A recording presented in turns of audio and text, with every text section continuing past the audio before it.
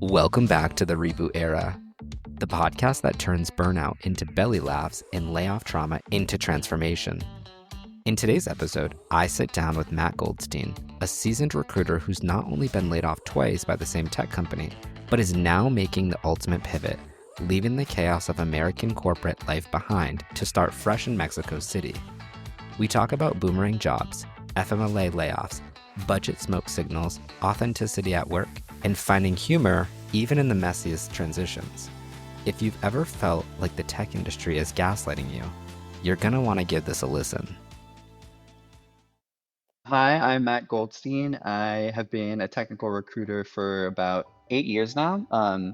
Previously worked on the agency side and then post-COVID kind of made the transition in-house in search of, better work-life balance and being able to feel kind of more part of a cohesive team since agency life can be a little isolating. I often compare recruiting to dating, as I think I've heard in a couple previous episodes because the similarities are pretty substantial. Anyways, in this case, I was really looking for monogamy of, in-house recruiting versus the open relationship-ishness of agency recruiting. I was born and raised in Los Angeles, went to UCSD for school, came back to Los Angeles, and now I am moving to Mexico City after being laid off twice by the same company. That's all exciting stuff. I think there's a lot to unpack there. So maybe we start with the story of, we never worked together. I didn't know you at the company we worked at, but what is your story? Because coming back, doing a boomerang, and then getting laid off yet again, that's crazy. Could you talk a little bit about that?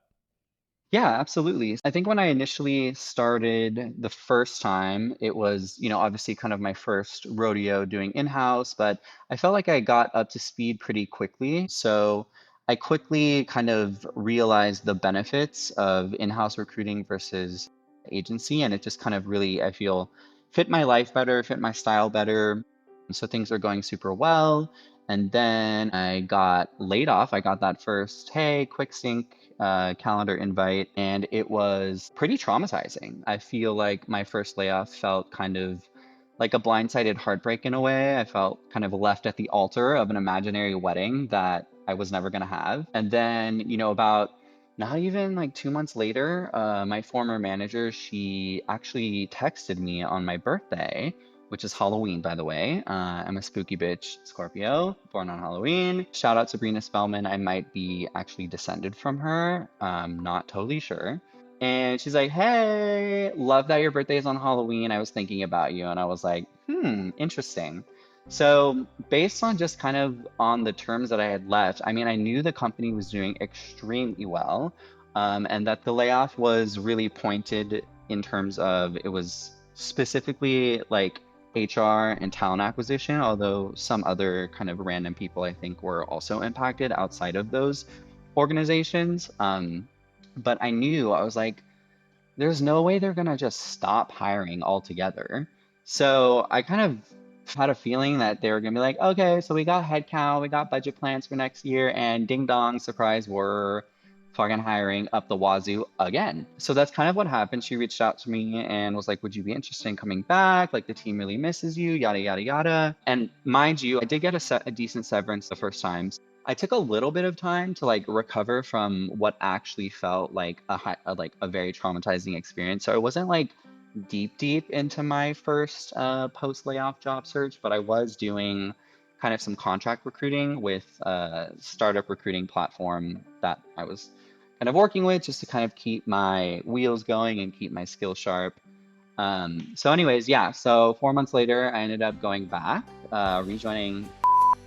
And, it was a bit of a kind of chaotic re-onboarding. I'll just say that. I don't think the company was super ready for just the systemic side of rehiring somebody who's already in the system. So that was definitely like getting onto a plane, sitting on the tarmac for a little bit, the left wing kind of breaking a little bit, and then waiting for like the maintenance guy to come and fix it. But we got off, we were able to, kind of take off, and I kind of jumped back in pretty quickly. And then, yeah, about, the same amount of time as my first rodeo passing in my second rodeo, I got another layoff notice. This time, though, I had kind of seen the writing on the wall, kind of had a feeling that, there was pausing of hiring, there's reshifting of budgets, there was a non-confirmed budget for a lot of the upcoming fiscal year. So I was like, this is not good. So I honestly had kind of been waiting for the axe to fall on my head that second time since the beginning of 2025.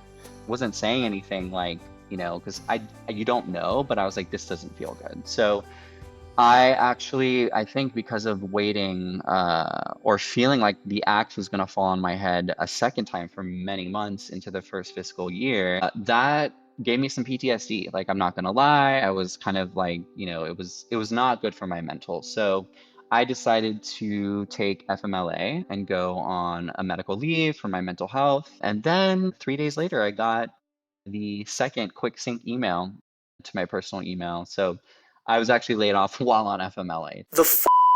And that's legal. Apparently, yeah, I did not. I like remember because I'm a recruiter. I'm like on LinkedIn way too much. Also, LinkedIn is like was like such a toxic space to be in, just seeing my feed being like, I got laid off, 10,000 at Microsoft, 20,000 at Meta, blah, blah, blah. And like, I'm like, I'm supposed to be using this platform to recruit people when like I'm opening it and I just want to like put a bullet through my head. Like, this is so sad, like how this is impacting people. So that's a whole nother thing. But yeah, it is legal if there's a quote unquote, substantial business reason for the massive layoff or the reduction in force or whatever.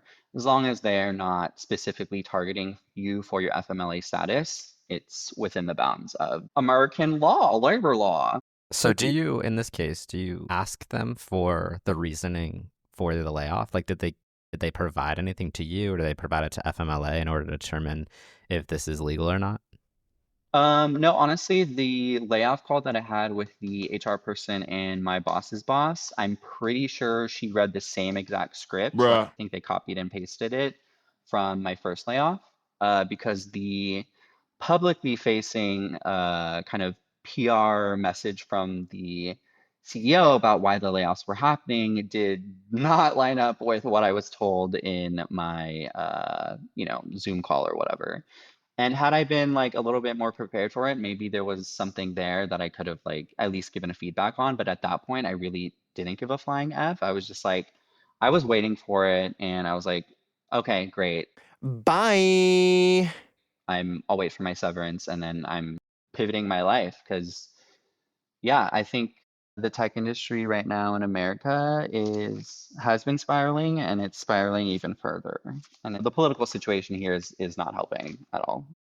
And I haven't had much chance to talk to a recruiter from that company who went through the same thing. The previous recruiter I spoke with, we didn't talk about like what the layoff was like and what happened leading up to it. Yeah, she had the same experience. We were both actually laid off at the same time and then rehired on the same day as well. Yeah. I was wondering because I looked her in the system, previously to see. I went to message her and I was like, "Wait, what?" And so I texted her and found out that she wasn't there. But for the layoff aspect, what were you hearing, coming from your managers? Because what we were being told was like, no, like layoffs aren't going to happen. The budget's paused, but like it just means that we're not, growing, which can be a good thing because we're going to make sure that the people who are currently here are going to keep their That's all jobs and bullshit. everything. Right. That's So all I'm curious, bullshit. like, what Yeah. did you hear from your side? I mean, I was hearing the same things-ish, but so the first time I was there, we had a bit of a hiring pause at the end of my first year there. And that was scary because they did end up laying off several recruiters and several sourcers as a result of that kind of freeze in budget. So when this started happening kind of again, and I was like, well, it's like January, we haven't heard anything because normally we typically start planning for, the next fiscal year hiring in like November of the previous year. And at that point, they're working through some final things to formalize and finalize whatever. November turns into December, December turns into January. In January, we start opening roles, but they're not technically budgeted roles. We're opening what are called evergreen recs, which means we have a live posting like on LinkedIn and in our ATS, but we can't actually hire a person in that role as of now because it has not been approved by finance. You know how frustrating that is for the people who out there who are applying to jobs. This is like the most frequent complaint I get on here on this podcast is like people being like, I applied to a job, that I never heard back from anyone because it's just going into this void and they don't actually have an open rec. They're just posting these things, which low key should be illegal. It should be, and it's just again, it's just an outward PR thing to be like, we're hiring, like business is great, business is booming, even though we don't actually have, allocated financial budget for that role. A lot of that was going on, and once that continued for several months, I was like, they're gearing up to do some major slashage over here. Yeah. I want to ask you two questions before we kind of transition to what I hope we can focus on today, because you are very vibrant, very loud, and I feel like it's for a good reason. Most people who get laid off, they're not as excited as I think you're coming across right now. So before we get to that, first, how did you feel about what you heard, whether it was the outward PR or the email that we received from the CEO about what happened and why we were laying people off? Versus not even 30 days later, this $1 billion buyback program for stock. Wait, what's that? I hadn't heard about Oh, that. you haven't heard about They this? did a stock buyback, girl. No, they didn't. They announced a No, $1 they billion didn't. buyback program No, of course they less than did. 30 days later and Yeah. was like, hey, we're going to spend $1 billion. And I was like, and how much did you save laying all of us off? Just out of curiosity, 35 Like million. 35 million, yeah. Right. The math's not The math ain't mathing. mathing, girl. No. The Exactly. Wizard of Oz, like the veil is gone, babes. Okay, so you're there. Yeah.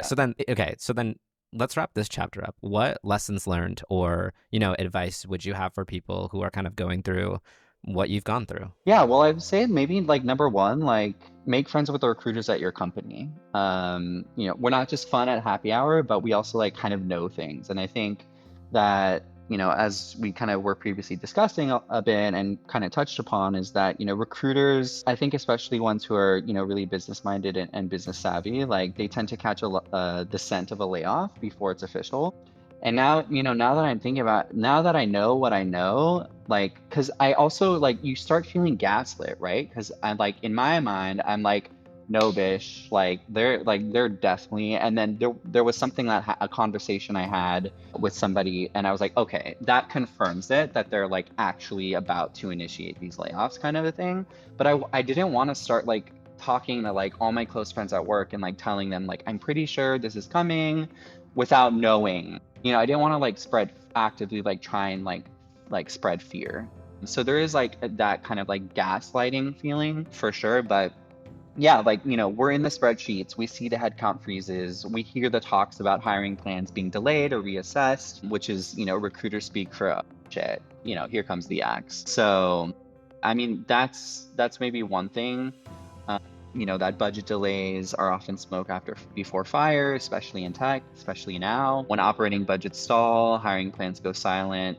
It's kind of like corporate Morse code for start polishing that resume and start, getting that networking or whatever it is that you want to do after this. So, beyond that, I would say a couple just maybe, psychologically comforting things to dive into is, you're not your job. And I think in America specifically, the hyper individualized, hyper kind of success focused, go-getter driven kind of mentality in this country. But you have to learn to kind of separate your identity from your job or your employment status, and just kind of realize that, this is not about you. It's really what we discussed about shareholder value, aka stock buybacks, cost cutting in the name of efficiency, and Wall Street expectations of growth at any cost for these tech companies. And unfortunately, the costs here, are not just about the bottom line, but there's a huge human toll, right?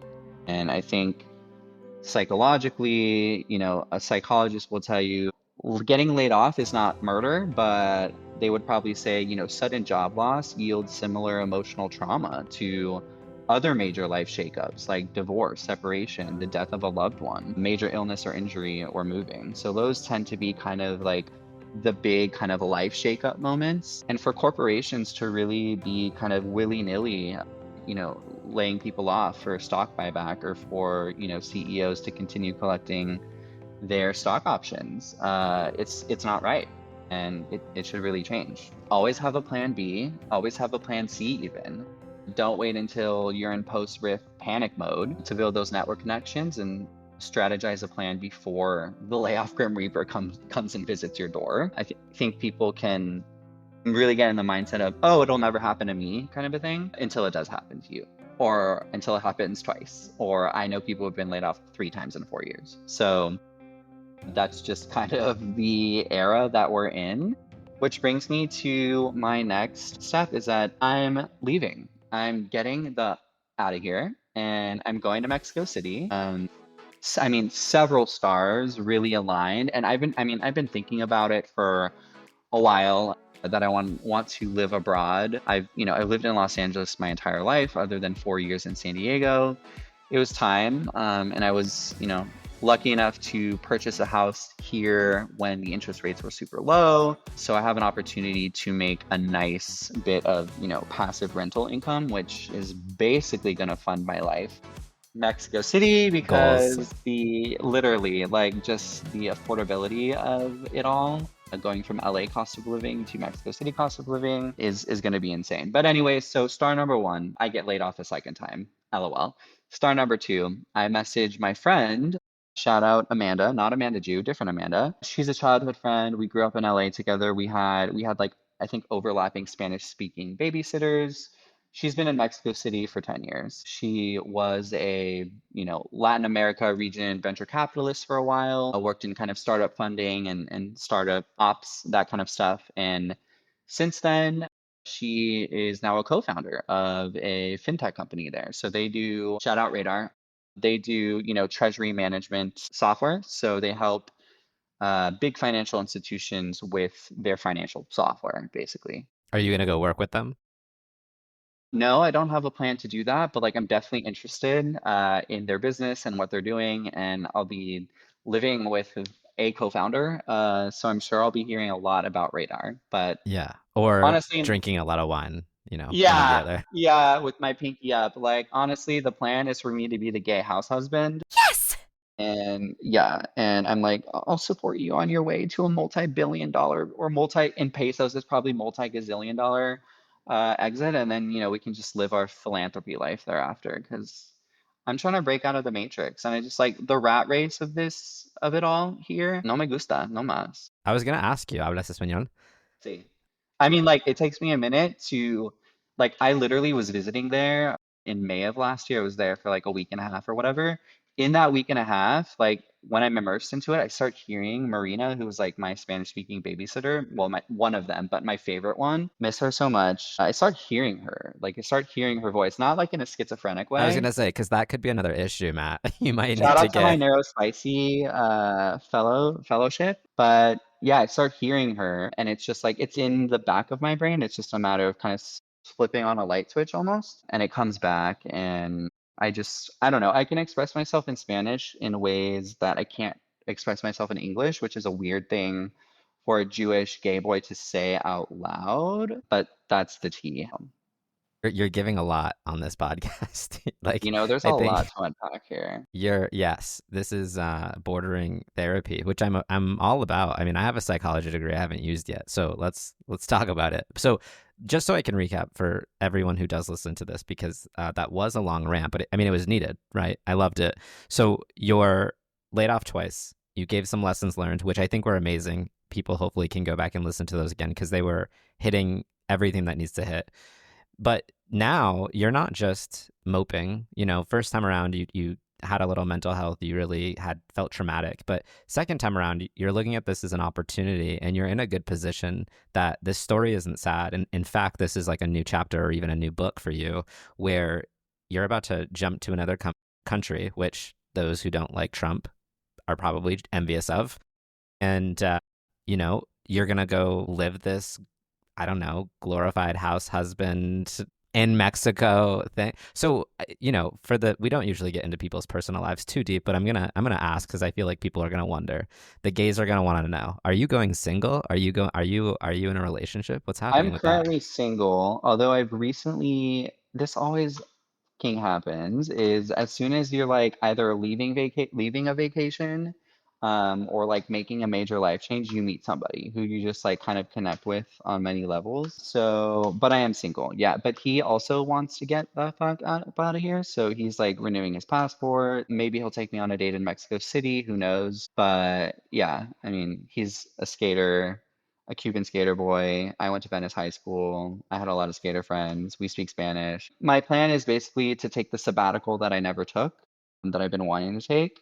So do, a month, 2 months of just really exploring the city, getting to know kind of every nook and cranny, eating at every restaurant possible. And then, I've kind of got a list of passion projects that I've been thinking of that can keep me busy. The only challenge there is, ADHD, not diving into 7 projects at once, because then I won't finish any of them, kind of a thing. So kind of, you know, sussing them out, sussing out viability, sussing out interest, passion, and then kind of maybe picking one or two or three to kind of concurrently work on, just so that I'm keeping busy and I'm not kind of like sitting around. Yeah, that's awesome. Your entire stories making me think of, like the gay version of like Emily in Paris, but like Matt in Mexico. Like you're gonna just go there, meet some chef, be a pampered at-home husband for this friend of yours, and who knows what you get into. So with that in mind, it's only 2 months at first, or this is like indefinite and you'll be in Mexico until who knows when? Yeah, so initially, my only concern really was my dog. So I have a 14-year-old dog, and I would have taken him with me.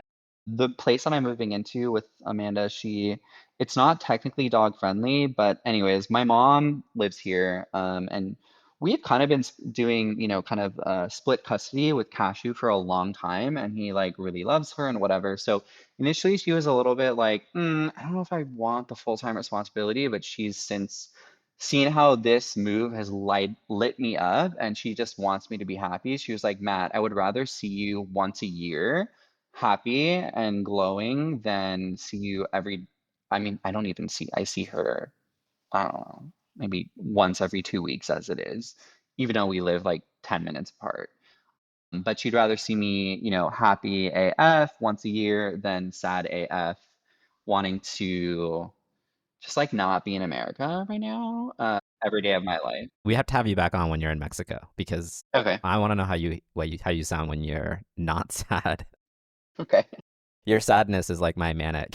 Like this is great. So for people who may be in a very different situation from you, right? Who might be married, have children, not be in the position where they owned a home or live 10 minutes from family, you know, how can they take this? How can they resonate with what you're trying to share about what you're doing? Yeah, like thinking creatively around, what, maybe other paths exist for you outside of the standard path and just kind of maybe taking inventory of what it is that you actually want to do and kind of go from there. Definitely don't be ashamed to kind of leverage your network. I think there are a lot of people that want to support you. I also at the same time think there's a lot of people who are burnt out and, you can't pour from a half empty cup kind of a thing. I try and help as many people as I can. But like I kind of mentioned previously too, is that LinkedIn has really turned into a sad, debilitating place, which is why I'm happy that you're making a podcast like this, because I feel like you're trying to turn lemons into lemonade and